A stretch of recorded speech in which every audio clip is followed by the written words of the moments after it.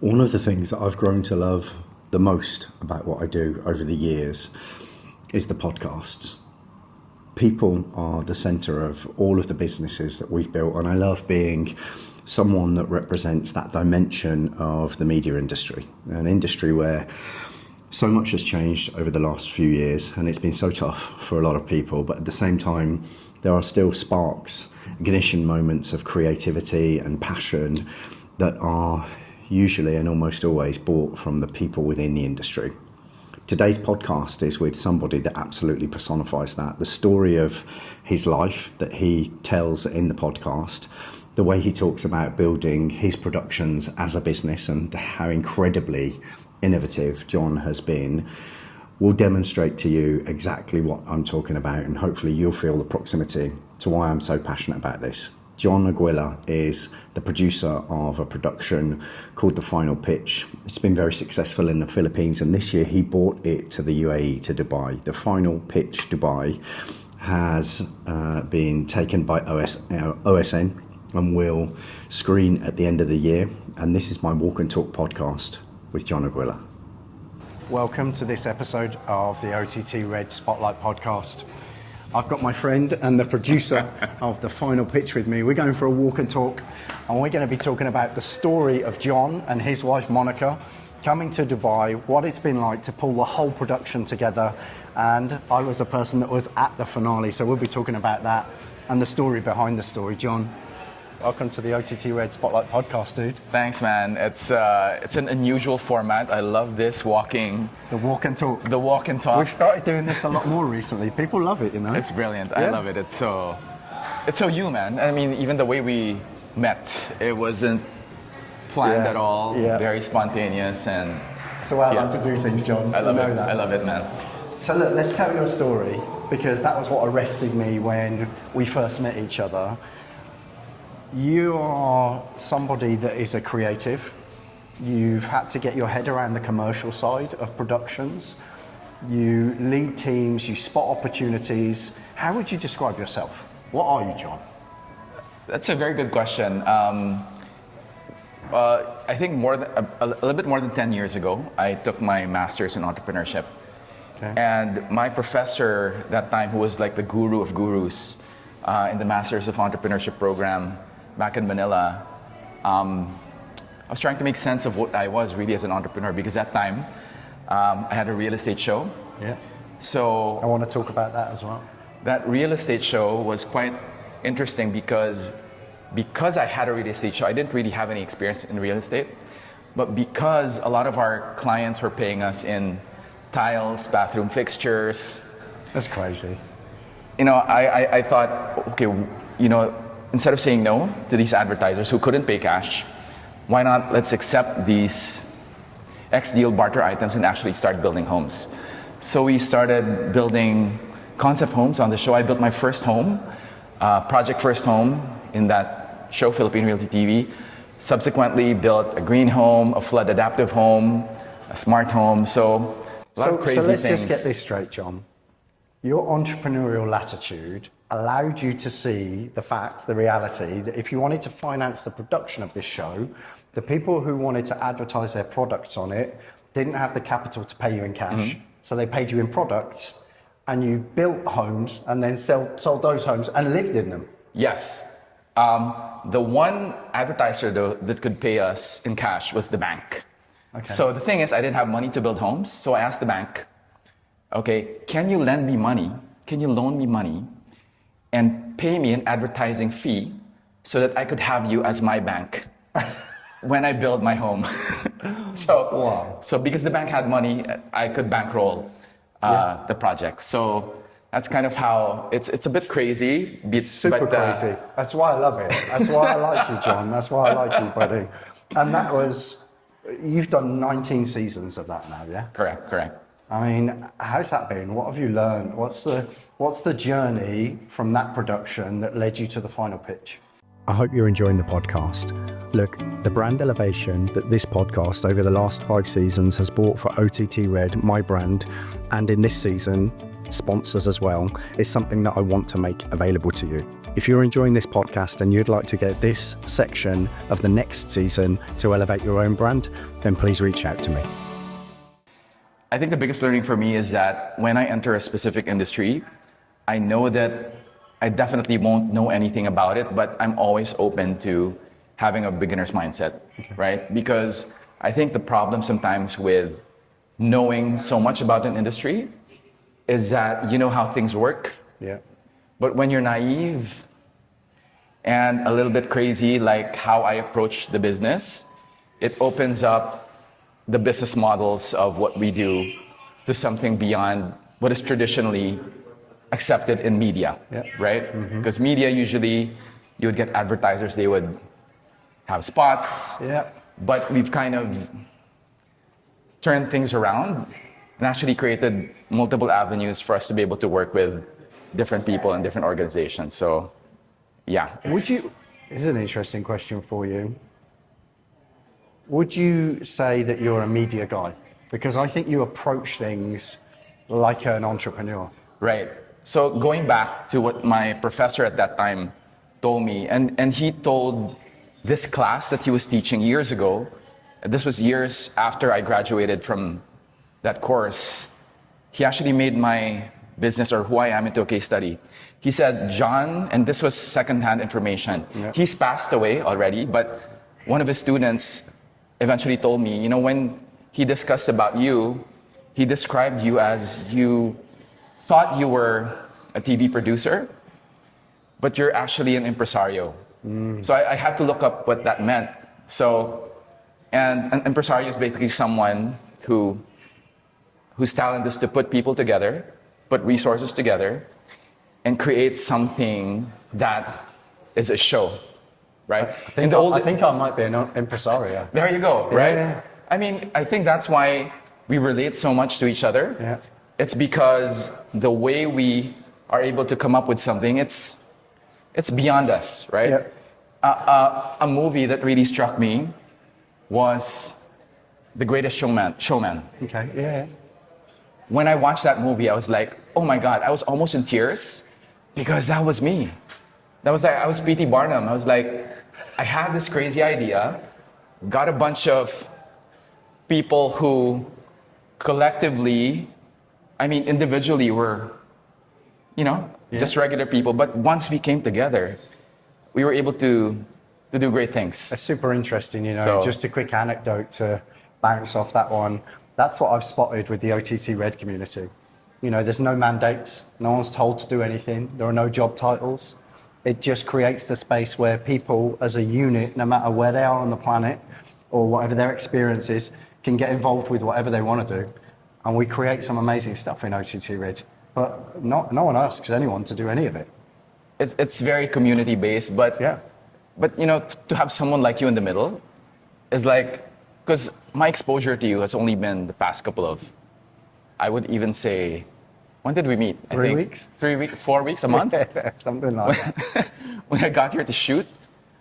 So I had seen you online and I thought, this guy is in the middle of where I want to be in this world here in the region. So I saw that, and when we connected, I was like, we should talk. Yeah. Let's talk about that a bit, John, because there's another similarity between you and I, and it's that... Except for, aside from the... And the black t-shirt. Yeah, and the black t-shirt and the hair, okay.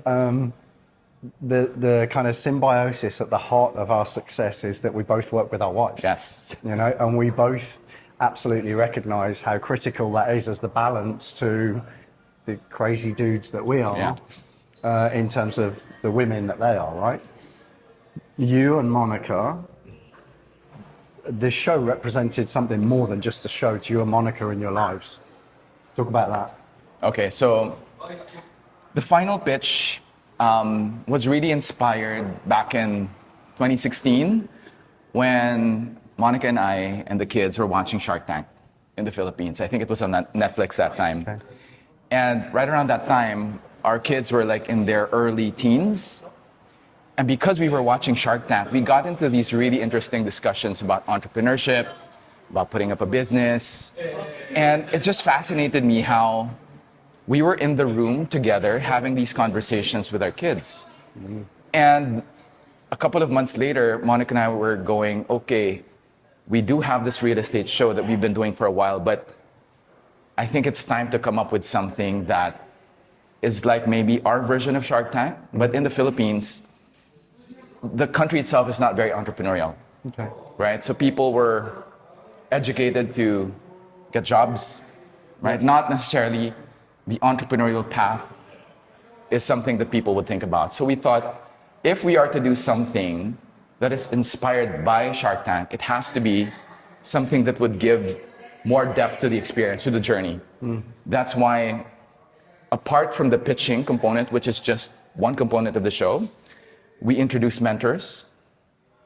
We even have our judges take these entrepreneurs to their world, to expose them to their businesses and actually create moments where they get to break bread, sit down, and discuss really the minute details of each other's businesses. So it's really a hero's journey that the entrepreneurs and the investors take on the show. And I think because we do it with the objective of giving these entrepreneurs a break, I think that's really what sets it apart. It's beyond an equity investment.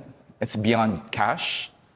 We see it as our way to be able to create a moment for these entrepreneurs where they go. You can see that. You can see that, I think, in the production. You can see a lot of the values that I've learned you and Monica personify in the complexion of the production.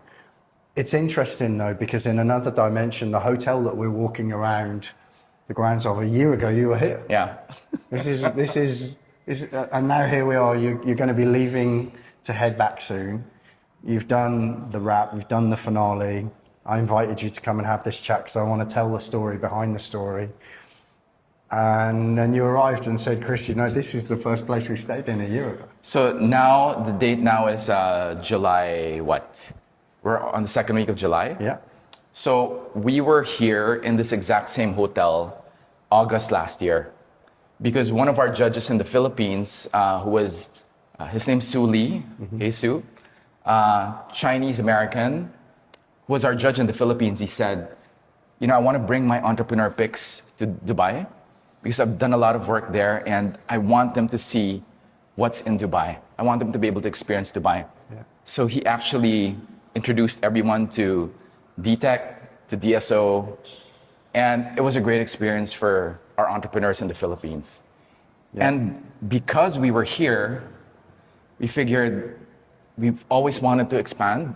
Before we tried to do it in Singapore, we couldn't do it because culturally, I think it's a little bit more prohibitive. But when we got here, that's when we realized the people here were so open and it made it easy for us to have conversations where we go, we're definitely bringing the show here. Yeah. So you've kind of taken Dubai to heart. I can totally understand why, because Amanda and I feel the same way. What's the plan with the show and what has doing the show in Dubai represented to you in the evolution of the IP? Well, I think Dubai was a very easy choice for us. Okay. I mean, everyone's looking at Dubai. Yeah. If you even just look at, it's a bad example, but if you look at Dubai Bling, right, even as a format and as the Dubai Bling just name resonates across cultures. Oh, yeah. Right? I think we have a unique opportunity to be able to do the same thing for the business community here. So because our show is beyond the pitching stage, because we bring the entrepreneurs around Dubai, and I can tell you from the first season, we were really able to do a lot of interesting things around the city. Yeah. So, I mean, the format is such that, as I've told you, we get to take the entrepreneurs around. I can't give too much away, but we did a lot of stuff. I'm dying to say something. I know what stuff because you know some of the things that we did. It's so cool, and it really does bring different dimensions that are, you know, that kind of your version of the Dubai Bling thing. That's obviously a separate kind of genre, but the way that you've integrated that kind of depth to it, I think that's super cool, and I think it will create gravity as well. I hope so. On that point, you've obviously secured OSN as the distribution Yes. outlet for that. That's massive.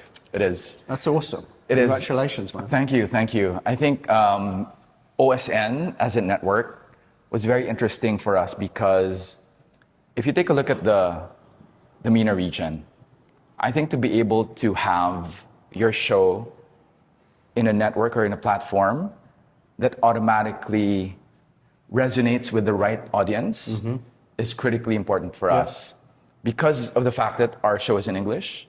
It was designed from the start to be able to reach as many people as possible. I mean, we all know like 85% of Dubai expats, English speakers. So it was natural for us to look for a platform that had that as the main audience. I think there's another more nuanced but distinct element to it. You know, OSN as a platform, OSN Plus, is slick. You know, the way that brand comes across, the way that it's presented, the way that it's perceived, you know, it matches. It's got a really nice balance with the production quality that I know you've aspired to. What's your kind of reflections now? You've done it. I kind of left you a voice note after the finale, and the voice note I got back, I was like, well, that's an emotionally exhausted guy. He spent. What was it like? You know, once everything was done, once it was a wrap. I know you've still got a few things to do here. You've still got more ambitions for the region, but how does it feel now that you've done it all and the whole journey, all of the oscillations? So, August last year, we were here for the first time.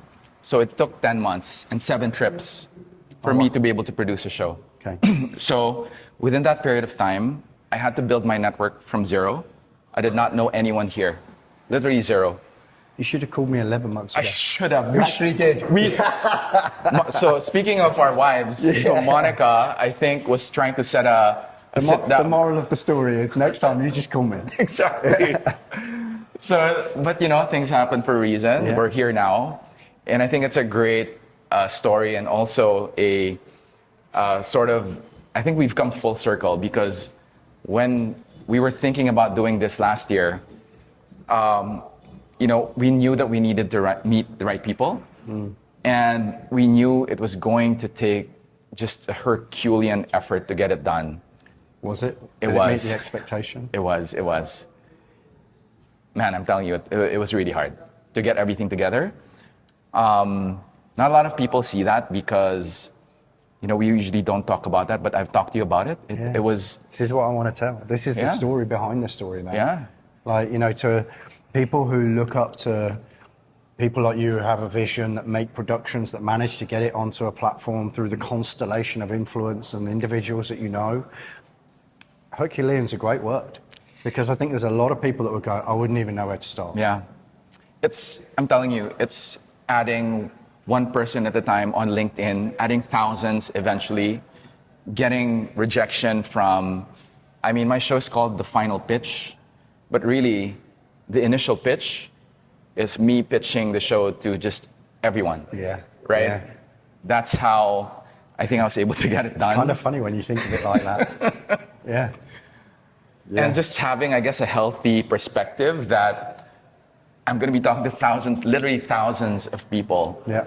And from those thousands, I just need the buy-in of the few who matter so that I can get this done. How many people do you think you've met? Oh, man. I've literally had conversations with more than 1,000 people. This is online, in person, in networking events. Across 7 trips. Across 7 trips. So I had like a quota. Like every trip, I had to be able to go to at least maybe 3 or 4 networking events. A lot of them were useless. Yeah. But you'll never know, right? You'll never know when you're going to meet the right person. Yeah.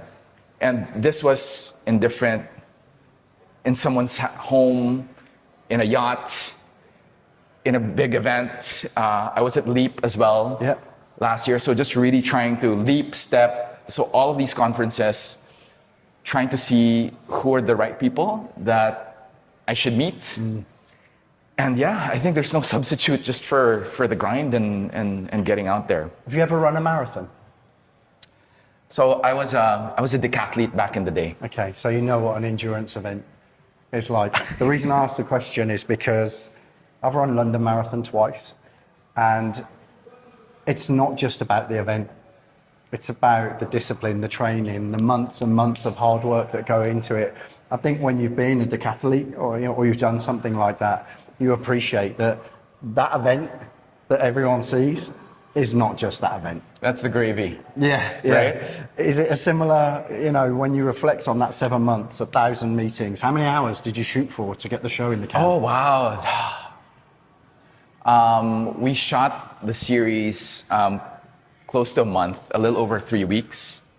And these were long days, right? These were, sometimes the crew would have a call time of maybe 4 a.m. because we had to shoot something in the desert, wink, wink. Yeah. So, and sometimes we would end at maybe 10 p.m. But we had to get everyone back to the hotel because we had an early call time the next day. Yeah. So a lot of those long days and working also with different cultures. And I can tell you this because I'm not giving anything away, but we had an international cast of contestants come on board the show. I think as of last count, because we invited 16 to pitch, I think there were around 13 nationalities. It's Dubai. It's Dubai. Exactly. Yeah. Exactly. And one flew in as well from abroad. There's supposed to be 2. But that's always how we wanted the show to be, right? So when I think of all these things, John, you were running a business. It's like an intensity, in the Petri dish, everything's happening in those few months or for you, but weeks for everybody else. That intensity, I think I'd feel exhausted. And it wouldn't surprise me if you were to say to me now, kind of looking forward to coming off the gas for a while and doing some reimagineering. Yeah, because, like for me, this trip, we got it done, but, I have 2 weeks to prepare for the next ones because we are looking to do this beyond Dubai. We're preparing for editions in Abu Dhabi, Sharjah, Qatar. Yeah. Riyadh is a big market in the future. I love Riyadh. I've been there recently. I'm doing a lot with Saudi at the moment. Super cool. It's such a huge opportunity. Yeah. So, yes, I'd like to say that I'm a bit tired. I really am. It's exhausting, but I think because I know that it's going to take a lot, I can rest when I get home, which is in about a week and a half from now. Yeah. So, but while I'm here, it's pedal to the metal. And do you feel like you've reached the summit or that you're at base camp 1? Oh, dude, we've only just begun. Yeah. You've only just put the backpacks on. We're not even on base camp. Yeah. We're not even there. We're like, we had to get this done, but in terms of the ambition for what hopefully this could be, yeah. I mean, like my vision is already there, but we know that there's so much that we have to do. Let me ask you this, John. This is a question that I love to ask my guests, and I'm really looking forward to extending this question to you, especially in the moment that you're at where you're slightly tired and off balance. If you had to give the younger you a piece of advice, what would it be?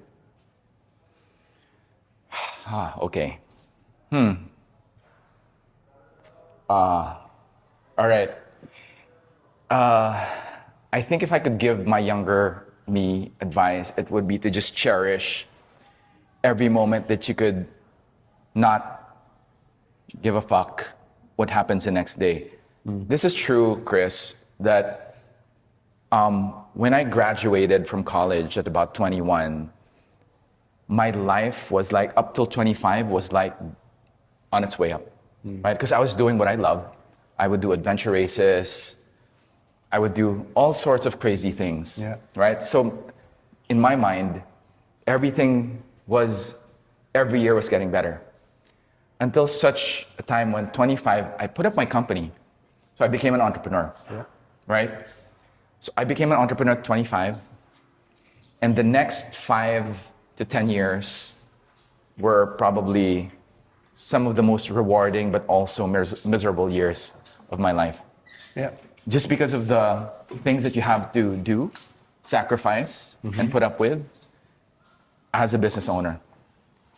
So if I could give myself a piece of advice, it would be, if you know that that's your path, be prepared for doing this for the long haul and cherish every moment of not caring and not having the big responsibilities of salary and the next big thing that you have to think of. Because once you're past a certain point, you can't go back. You can't relax. It's like a faucet that you open, you can't close it. Yeah. Once you become an entrepreneur and you have people, families relying on you to put food on the table. Yeah. So that would be my advice. Cherish those times, because once you stop, you have the insane responsibility to make sure that it works. Yeah. And you can't stop. Yeah. It's both satisfying at the same time. You would have really your worst days as an entrepreneur. So yeah, I would say that is just to cherish it. Yeah. John, I'm so pleased that we've met each other on this trip. It's been great.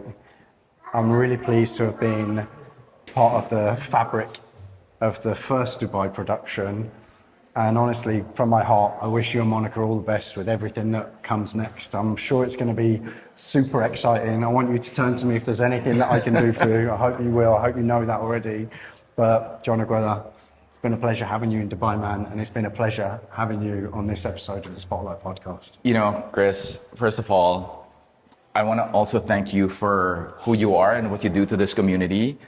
I think you personify really the kind of people that we've met here in Dubai that readily extend that help, support, introduction.